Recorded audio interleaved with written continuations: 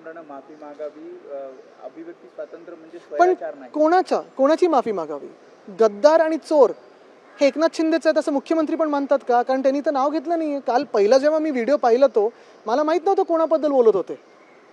आणि दुसरी गोष्ट म्हणजे ही शिंदेची जी चिंधी चोर आहेत ते सगळे कोरटकरच्या घरी किंवा सोलापूरकरच्या घरी किंवा कोश्यारी साहेबांच्या कॉमस्कोर नुसार आता isakal.com आहे देशातील नंबर 1 ची मराठी न्यूज वेबसाईट. प्रत्येक अपडेटसाठी isakal.com ला नक्की भेट द्या.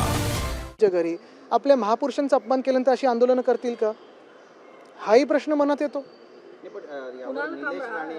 शी बघा कचऱ्याकडे लक्ष नका देऊ. संविधान दाखवलं कुणाल कामत, त्याचीच भीती भाजपला वाटते.